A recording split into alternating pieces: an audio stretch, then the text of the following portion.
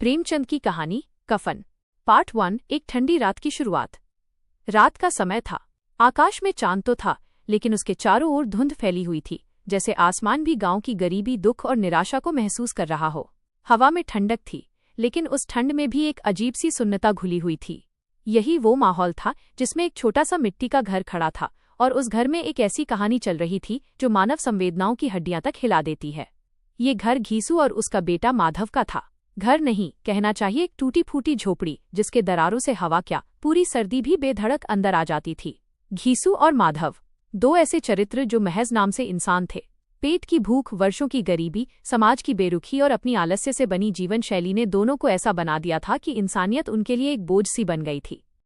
घीसू और माधव गरीबी से भी गहरी लाचारी। घीसू उम्र से बूढ़ा था, लेकिन शरीर से भी उतना ही टूटा हुआ। चेहरे पर झुर्रियां थीं, पर उन झुर्रियों में अनुभव कम और मजबूरी ज्यादा झलकती थी। उसकी आंखों में अजीब सी चालाकी थी, जैसे जीवन ने उसे इतना सताया हो कि उसने मेहनत पर भरोसा ही छोड़ दिया हो। दूसरी ओर माधव, उसका जवान बेटा, ऊपर से मजबूत दिखता था, लेकिन भीतर से बिल्कुल खोखला। उसकी आंखों में अपने बाप जैसी ही बेफिक्री झलकती थी। दोनों में इतना सामंजस्य था कि लगता था जैसे आलस्य और लापरवाही ने बाप बेटे को एक अदृश्य धागे से बांध दिया हो। लोग कहते थे ये दोनों कामचोर हैं, निकम्मे हैं। समाज उनकी आलोचना करता था, पर ये दोनों आलोचनों को भी ठहाकों में उड़ाते थे। घर के भीतर भूख, गरीबी और कराह की आवाज। झोपड़ी के अंदर धुएं से काले पड़े दीवारों के बीच एक कोने में पड़ी थी माधव की पत्नी बुधिया। नौजवान, कमजोर, लगातार दर्द से तड़पती हुई। उसकी हालत ऐसी थी कि कोई भी देखकर समझ सकता था कि वो जीवन और मृत्यु के बीच की आखिरी लड़ाई लड़ रही है। उसके पेट में बच्चा था, लेकिन वो बच्चा उसके लिए शक्ति का नहीं, बल्कि एक असह्य बोझ जैसा महसूस हो रहा था। बुधिया की सांसें तेजी से चल रही थीं, जैसे अपने भीतर कोई भट्टी जल रही हो। बाहर घीसू और माधव आग ताप रहे थे, पतली सी आग जिसमें कुछ सूखी टहनियां और पत्तियां जल रही थीं। उनके हाथ फैले हुए थे, मानो इस आग में जीवन की आखिरी उम्मीद बची हो। कभी कभी झोपड़ी के भीतर से बुधिया की दर्दभरी आवाज आती, ओ पानी, ओ। लेकिन बाहर बैठे दोनों पर मानो कोई असर ही नहीं होता था। घीसू कहता, बहू तड़प रही है, मगर क्या कर सकते हैं, हमारी किस्मत ही फूटी है। इस वाक्य में सहानुभूति कम और बेबसी से भी बड़ी आदत झलकती थी, आदत हर मुश्किल को अपने हाल पर छोड़ देने की। दर्द से भरी रात और दो पत्थर दिल इंसान। सर्द हवा चल रही थी। झोपड़ी के आसपास का माहौल इतना शांत था कि बुधिया की कराहें और ऊंची सुनाई दे रही थीं, पर उन कराहों में भी कोई उम्मीद न थी। घीसू ने आग में एक और टहनी डालते हुए कहा, बहू झेली जा रही है, भगवान किसी दुश्मन को भी ऐसी घड़ी न दिखाए। माधव बोला, तो मैं क्या करूं?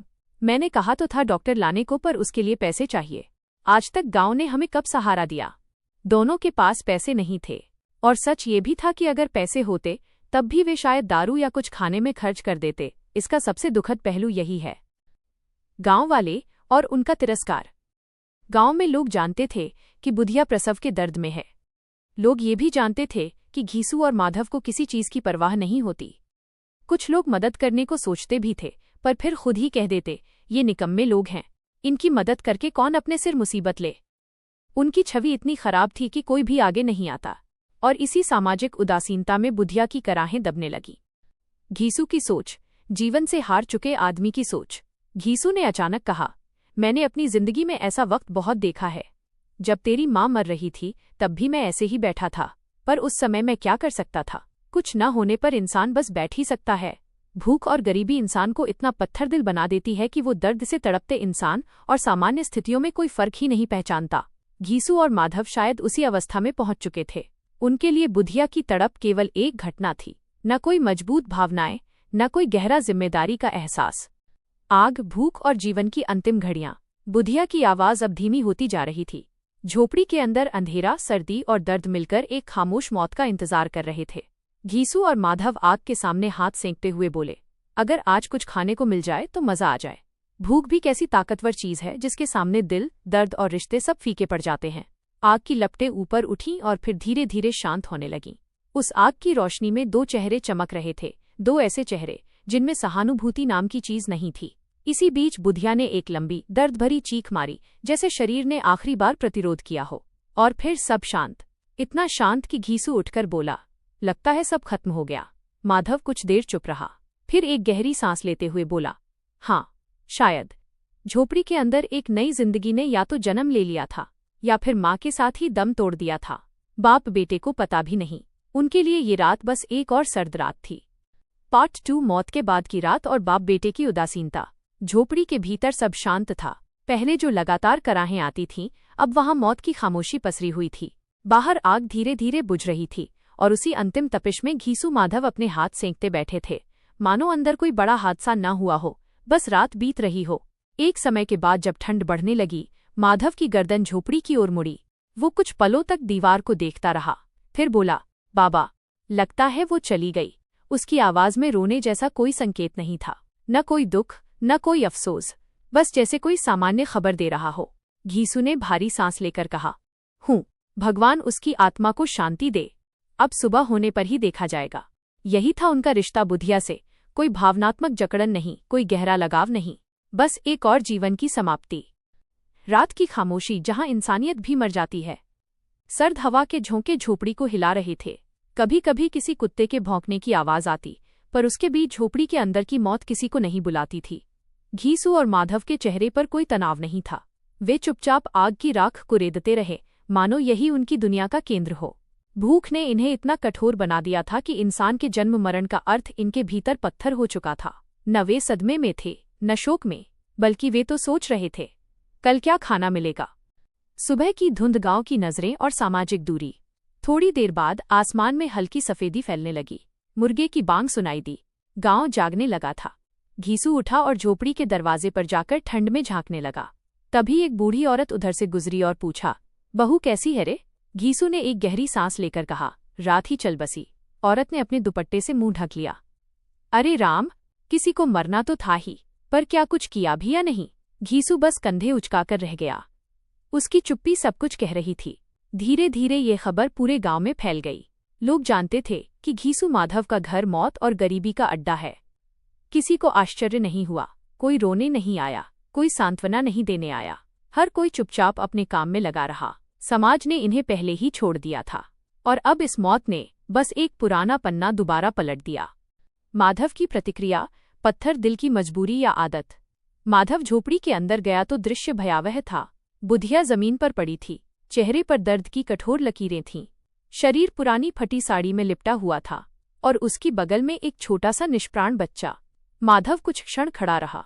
उसकी आंखों में आंसू नहीं थे। शायद गरीबी ने भावनाओं की सारी नदियां सूखा दी थीं। वो बाहर आया और धीरे से बोला, बाबा, बच्चा भी नहीं बचा। घीसू ने आकाश की ओर देखकर कहा, भगवान की मर्जी, अब किसी को कफन के लिए तो बोलना होगा।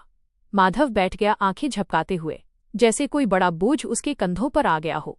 लेकिन वो बोझ भावनात्मक नहीं था, वो बोझ कफन खरीदने का था। कफन, एक सवाल और एक भारी जिम्मेदारी। किसी मरने वाले के लिए सबसे जरूरी चीज होती है कफन। कफन चाहे सस्ता हो, पर संस्कारों के लिए आवश्यक है। लेकिन कफन है कहाँ? पैसे कहाँ हैं? माधव ने कहा, गांव वाले तो देंगे नहीं, और उधार भी कौन देगा हमें? घीसू ने सोचा, गांव के ठाकुर साहब से बोलते हैं, गरीब की मदद कर देंगे शायद। पर गांव के लोग जानते थे, घीसू माधव मेहनत नहीं करते, कामचोर हैं, भरोसे के लायक नहीं। चाहे मौत ही क्यों ना हो, लोग ऐसे परिवार को मदद देने में डरते हैं। लोगों की निगाहें और तटस्थता। घीसू और माधव कफन की बात करने गांव की चौपाल की ओर बढ़ने लगे। कुछ लोग रास्ते में पूछने लगे, बुधिया मर गई क्या? हाँ, चलिए भगवान भला करे। और लोग आगे बढ़ जाते। न कोई संवेदना, न कोई सच्चा दुख, बस एक सूचना मात्र, क्योंकि बुधिया का जीवन गांव के लिए वैसे भी कभी महत्वपूर्ण नहीं रहा था। चौपाल जहां फैसले होते हैं, पर संवेदना कम। घीसू और माधव चौपाल पहुंचे, जहां 4-5 लोग अलाव ताप रहे थे। एक ने पूछा, क्या हुआ घीसू? बहू ठीक है? अब कहाँ ठीक होगी, रात चली गई। लोगों के चेहरे पर औपचारिक सहानुभूति आई। किसी ने सिर हिलाया, किसी ने हाय हाय कहा, लेकिन कोई भावुक नहीं हुआ। घीसू ने धीमे स्वर में कहा, अब संस्कार तो करना ही पड़ेगा, कुछ मदद करनी पड़ेगी। गांव वालों ने एक दूसरे की ओर देखा, किसी के चेहरे पर खींच, किसी पर तटस्थता। सब जानते थे कि ये दोनों कामचोर हैं, शायद पैसा कफन पर खर्च भी न करें। फिर भी एक बुजुर्ग बोला, ठीक है, कुछ न कुछ हो जाएगा, ठाकुर साहब से बात करो। ठाकुर साहब के पास भीख, तिरस्कार और दया की मिलीजुली भावना। घीसू और माधव ठाकुर के दरवाजे पहुंचे। ठाकुर साहब गर्म कोट में बैठे थे, हुक्का पीते हुए। घीसू ने हाथ जोड़कर कहा, साहब, मेरी बहू गुजर गई है, कफन के लिए कुछ मदद चाहिए। ठाकुर ने लंबा कश लिया, फिर ठंडे स्वर में पूछा, कितना चाहिए? माधव ने गर्दन झुकाकर कहा, 10 रुपया। उस समय 10 रुपया बहुत बड़ी रकम थी। ठाकुर हंसा, 10 रुपया? कफन या शादी का जोड़ा लाना है? बाहर मौजूद लोग हंस पड़े। ये तिरस्कार घीसू की पीठ पर कोड़े जैसा लगा, लेकिन वो जानता था बेइज्जती उसे बर्दाश्त करनी ही पड़ेगी। गरीब की मजबूरी यही तो है। कुछ देर बाद ठाकुर ने कहा, ठीक है, ले लो, और देखो, कफन ही खरीदना। कल ये ना कहना कि पैसे कहीं और उड़ गए। घीसू ने जल्दी जल्दी पैसा उठाया, जैसे ये नहीं लेगा कहीं ठाकुर वापस न ले ले। उनकी आंखों में चमक थी, पर वो चमक दुख की या कृतज्ञता की नहीं थी। वो चमक थी पैसा हाथ में आने की। कफन के पैसे और एक अंधेरी प्रेरणा। घर लौटते समय माधव ने धीरे से कहा, बाबा, 10 रुपये मिले हैं। अच्छा कफन आ जाएगा? घीसू ने उसकी ओर देखा। हाँ, अच्छा कफन। पर कफन लपेटने वाला, देखने वाला कौन है? एक रात में कौन जानता है कि क्या कफन था? माधव चुप हो गया। दोनों ने एक दूसरे की तरफ देखा और उनके चेहरे पर एक खतरनाक लालची सी मुस्कान उभर आई। यही वो पल था जहां मानवता मर गई और भूख जीत गई। पार्ट 3, कफन के पैसों से भोजन और शराब का जश्न। ठाकुर साहब से मिले 10 रुपये घीसू और माधव के हाथ में ऐसे चमक रहे थे जैसे किसी अंधेरे कुएं में अचानक सूरज उतर आया हो। गरीबी से टूटे इन दोनों ने शायद ही कभी एक साथ इतने पैसे हाथ में पकड़े हों, और वो भी मुफ्त में। दोनों कच्चे रास्ते पर चलते जा रहे थे, लेकिन उनके कदम कफन की दुकान की ओर नहीं बढ़ रहे थे, बल्कि उनकी आंखों में एक अलग ही कल्पना तैर रही थी। खाना, गर्म खाना, असली खाना और शराब। भूख कितनी गहरी थी, इसका अंदाजा इसी से लगाया जा सकता है कि उन्हें घर में रखी हुई बुधिया की लाश की चिंता भी नहीं थी। एक ओर घर में मर चुकी स्त्री थी, दूसरी ओर हाथ में पैसा था, और पैसे ने उनके भीतर सोई हुई सारी शुभ बुद्ध खींचकर बाहर फेंक दी। कफन की जगह शराब खाने का रास्ता।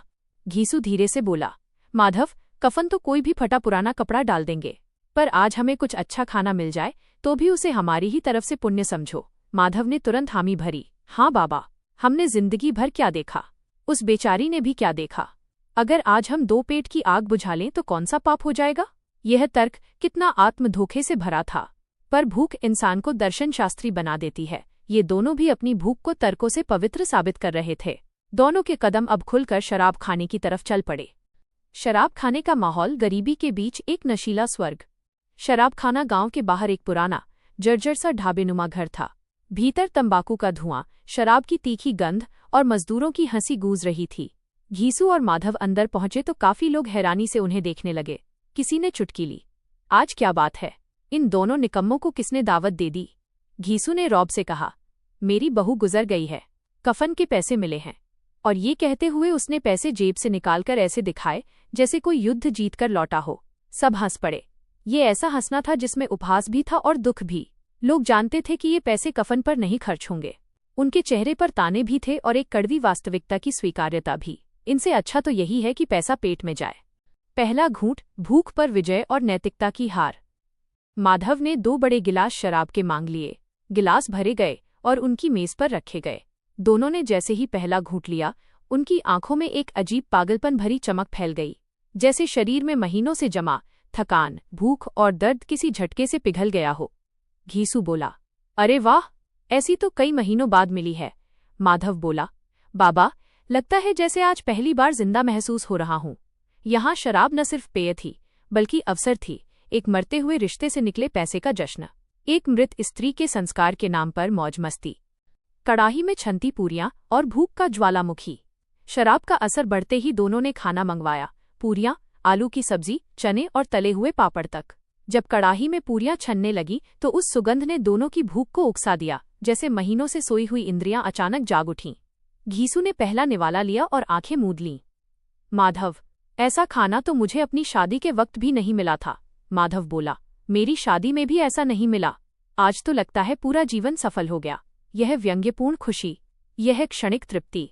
कहानी का सबसे दर्दनाक पक्ष यही है कि उन्हें इस बात का एहसास ही नहीं कि वे किस चीज का उत्सव मना रहे हैं।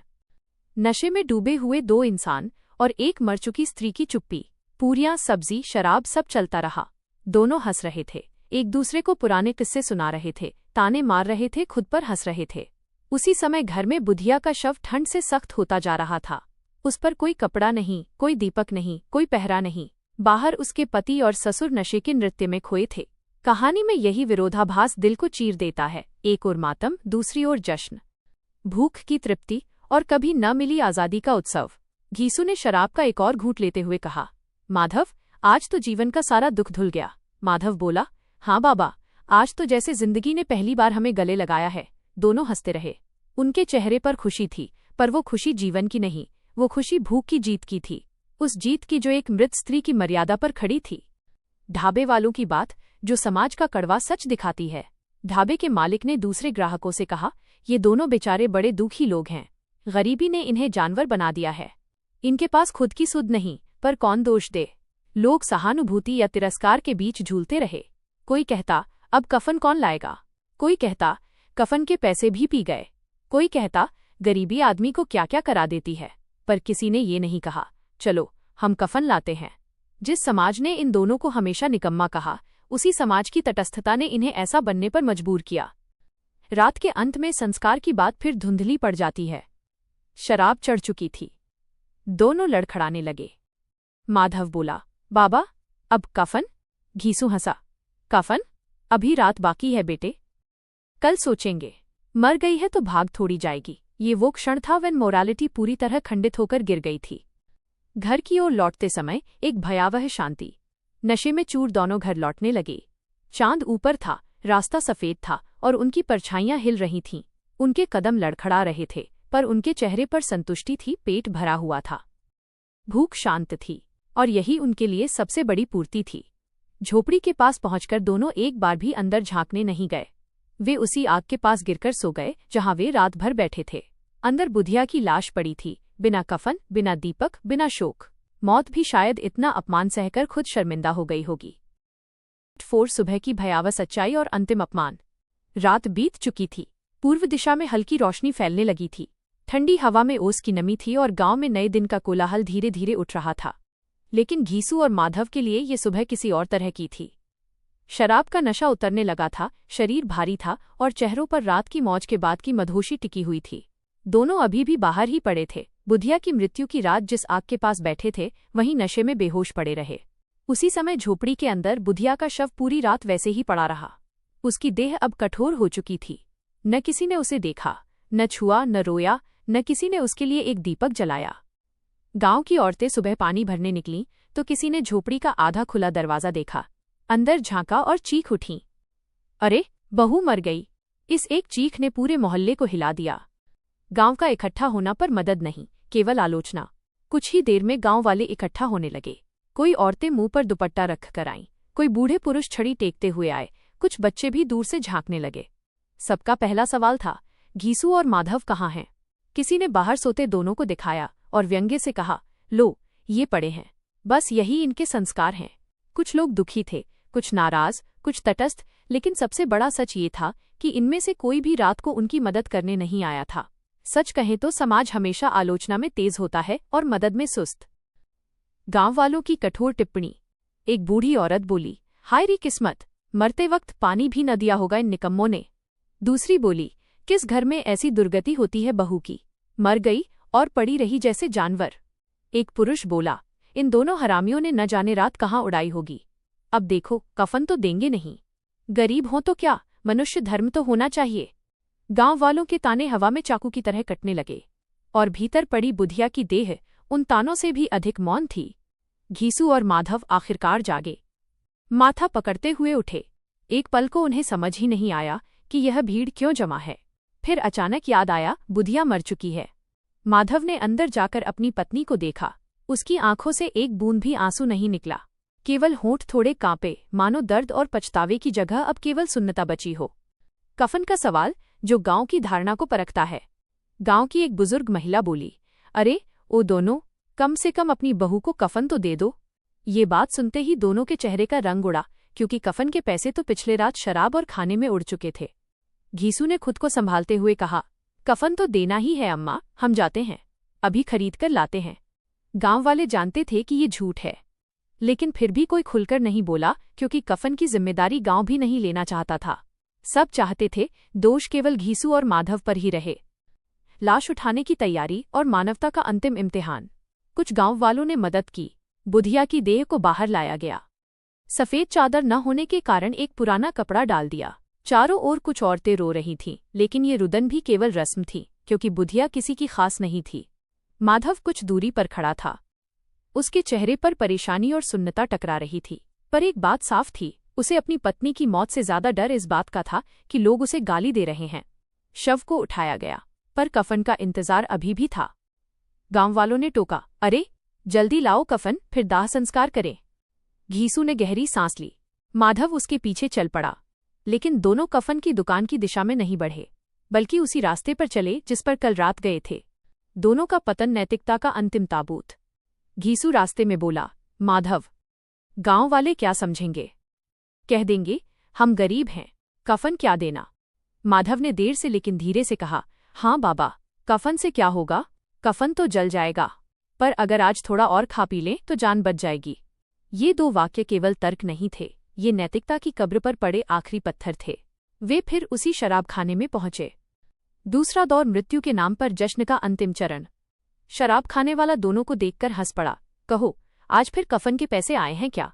घीसू ने इस बार बिना शर्म के कहा, संस्कार करना है, सोचा पहले थोड़ा मन मजबूत कर लें। और फिर दोनों ने वही दृश्य दोहराया, शराब, खाना, हंसी ठहाके। माधव का चेहरा लाल था, घीसू की आंखों में नशे की चमक थी। दोनों बार बार बोल रहे थे, बेचारी बहुत दुख झेल कर गई, हमारे हाथों से तो कुछ भी अच्छा न हुआ, चलो आज उसके नाम पर पी ले। ये सुनकर शराब खाने के लोग भी कभी कभी सिर हिलाते, कभी हंसते, कभी दया भी करते। अंतिम दृश्य जहां मानवता पूरी तरह टूट जाती है। शाम होने को आई, दोनों नशे में चूर बाहर निकले। उनके चेहरे पर संतोष था, जैसे उन्होंने कोई महान कार्य कर दिया हो। एक पल को माधव बोला, बाबा, कफन? घीसू ने आकाश की ओर देखते हुए कहा, बेटा, कफन इंसान नहीं ढकता, कफन तो मर्यादा ढकता है। और हमारी बहू इतनी दुख झेल कर गई है, उसे कफन की क्या जरूरत? ये वाक्य प्रेमचंद की कहानी का सबसे क्रूर और सबसे मार्मिक वाक्य है। यह गरीबी की वो चरम स्थिति दिखाता है जहां नैतिकता, जिम्मेदारी और मानवीयता सब भस्म हो चुके हैं। दोनों हंसते हुए गले मिलते हैं, लड़खड़ाते हैं और फिर अंधेरे रास्ते पर चले जाते हैं। उनके पीछे बुधिया का शव कफन के बिना अंतिम संस्कार का इंतजार करता है। और आगे घीसू और माधव अपनी दयनीय, पतित और फिर भी मानवीय कमजोरियों से भरी जिंदगी की ओर बढ़ते हैं। पार्ट 5, सामंती दान, भूख की चुभन और आदमीपन का पतन। गांव में धीरे धीरे सूरज ऊपर चढ़ रहा था, पर घीसू और माधव के जीवन में कोई नई रोशनी आने का नाम नहीं था। भूख की जलन और पेट की खाली आवाजें अब उनके स्वभाव का हिस्सा बन चुकी थीं। दोनों के चेहरे पर बेफिक्री का वही रंग था, जिसके पीछे वर्षों की गरीबी, लाचारी और आदत में बदल चुकी निष्ठुरता छिपी हुई थी। लेकिन जिस रात बुधिया तड़प तड़प कर मरी थी, उसके बाद आज का दिन एक और मायने रख रहा था। आज उन्हें कुछ सामाजिक जिम्मेदारी निभानी थी, बुधिया का अंतिम संस्कार। यह काम किसी और का नहीं था, इन्हीं दोनों का था। लेकिन क्या वे इसे ईमानदारी से करेंगे, या ये काम भी किसी तरह बस रस्म अदायगी की तरह होगा? गांव में खबर फैल गई थी। बुधिया की मौत की खबर तेजी से पूरे गांव में फैल गई थी। लोग घरों से निकल निकल कर बातें कर रहे थे।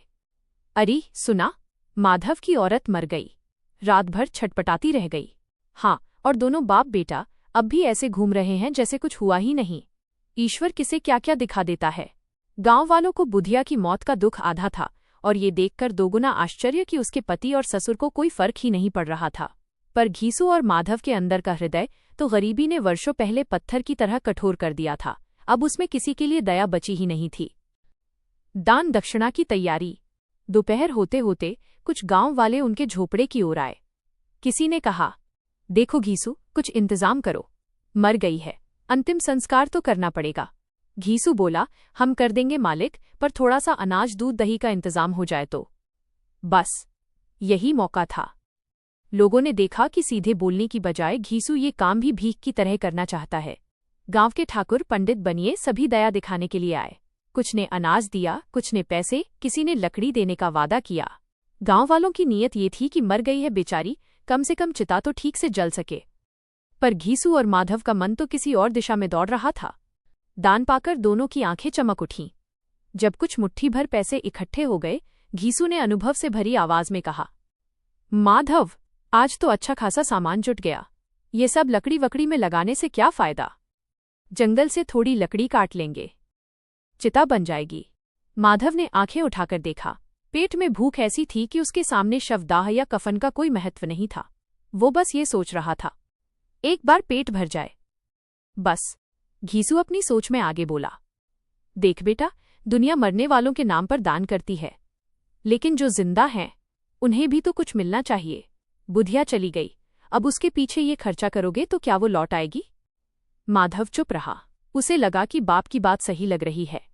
कफन किस लिए? भूख की आग और भीतर मरता इंसान। दोनों ने दान में मिले अनाज और पैसों को एक जगह इकट्ठा किया। सूरज ढलने लगा, गांव धीरे धीरे शांत होने लगा, लेकिन उनके मन में एक अलग ही तरह की चहल पहल थी। भूख की तेज जलन अब सहन के बाहर हो चुकी थी। जब इंसान भूख से जूझता है तो उसका मन उसकी इंसानियत पर भारी पड़ जाता है। और सच कहें तो घीसू माधव में इंसानियत बची ही कितनी थी। कहा गया, कफन ले आओ। कुछ गांव वालों ने कहा, देखो कफन तो लेना पड़ेगा, बिना कफन के कौन जलाता है? घीसू ने सिर झुकाकर हाँ कर दी। माधव ने भी कुछ नहीं कहा। लेकिन कफन लेना क्या सच में उनके लिए जरूरी था? उनके मन में एक ही आवाज थी, पहले पेट की भूख मिटे, फिर बाकी दुनिया देखेंगे। कफन के पैसे माइनस शराब के गिलास में बदलते हुए शाम ढल चुकी थी। बाजार की ओर जाने वाली मिट्टी की पगडंडी पर घीसू और माधव दोनों चल पड़े। एक हाथ में दान के पैसे, दूसरे में चिंता की कोई लकीर नहीं। बुधिया की लाश अब भी झोपड़ी में पड़ी थी, अधमरी सी शांति के साथ, ठंडी और निःशब्द। लेकिन उसके लिए कफन लेने निकलने वाले लोग शराब की दुकान की ओर मुड़ चुके थे। घीसू बोला, माधव देख, कफन तो चिता में जल जाता है। किसने देखा कि कैसा था, क्या था?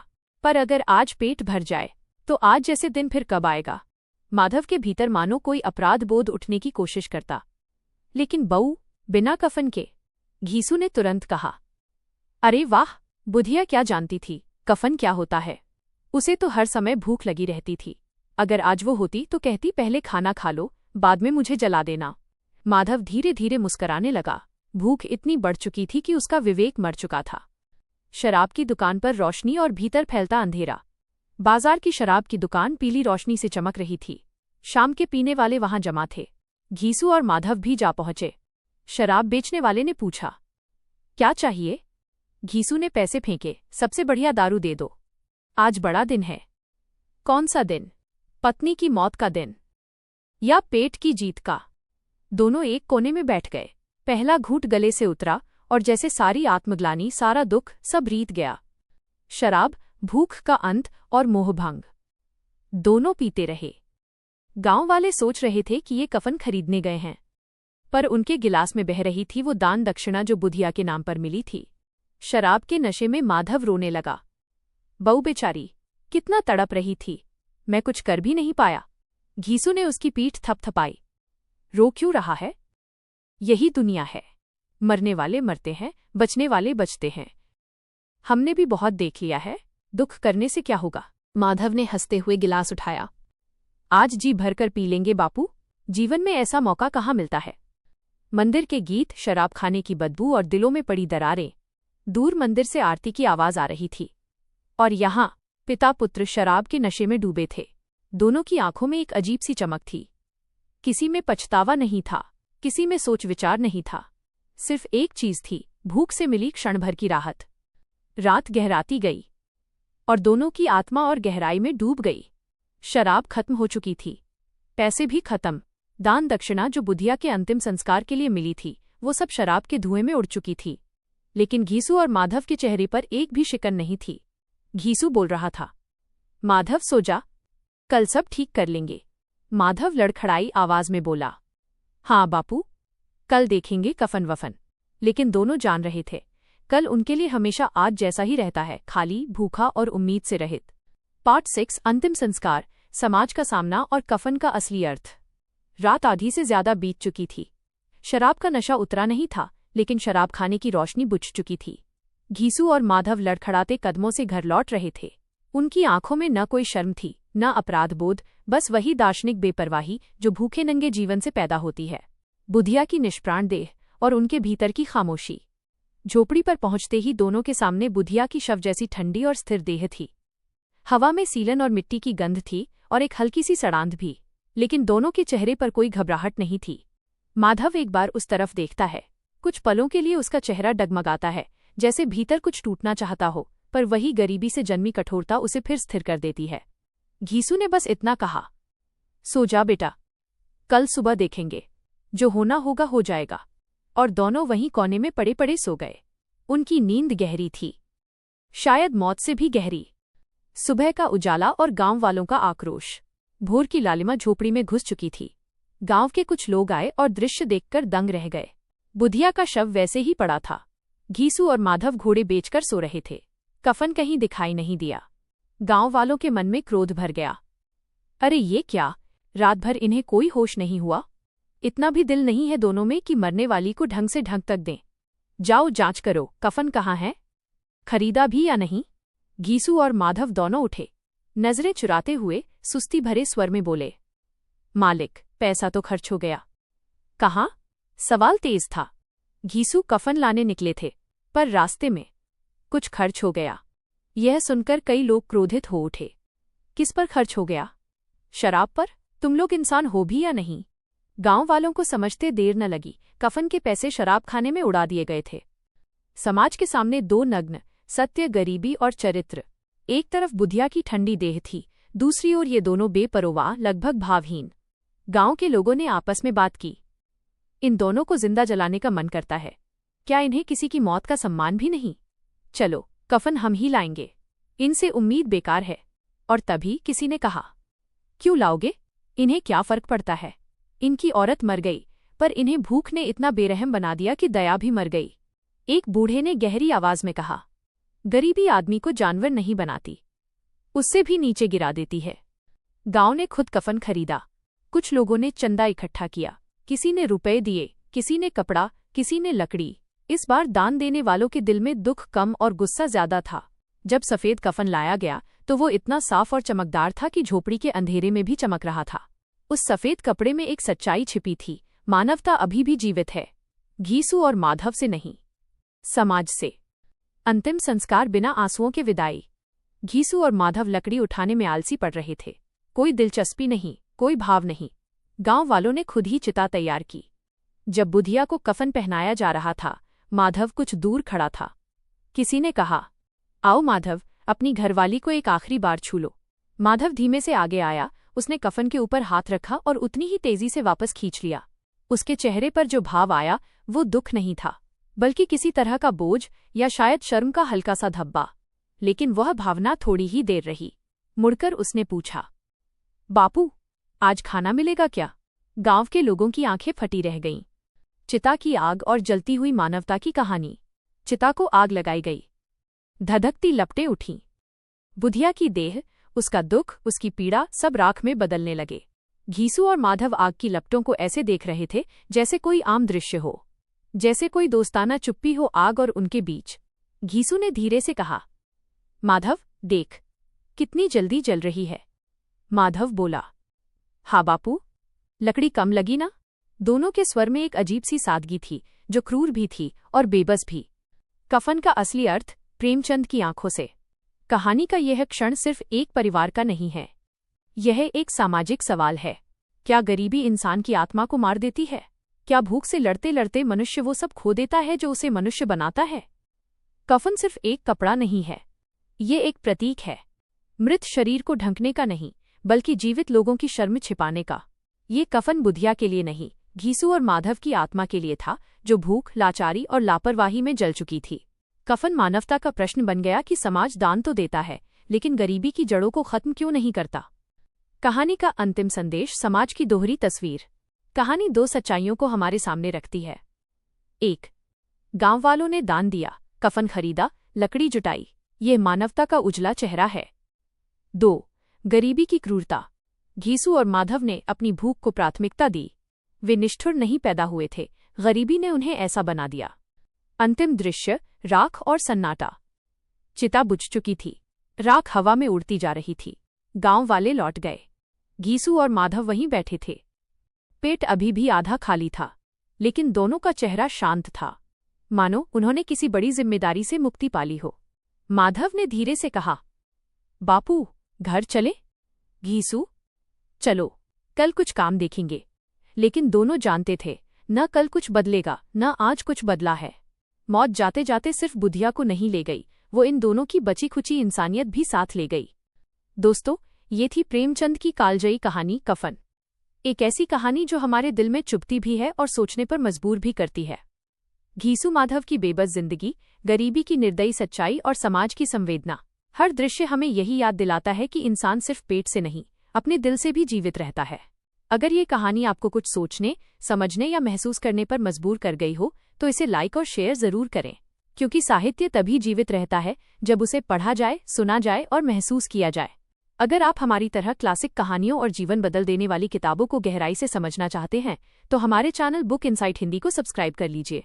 हम आपके लिए रोज लेकर आते हैं नई किताबें, नई कहानियां और नए जीवन मार्गदर्शन। नीचे कमेंट में बताइए कि कफन में आपको सबसे गहरा संदेश क्या लगा, और अगली किस कहानी या किताब का सार आप सुनना चाहते हैं वो भी लिखना मत भूलिए।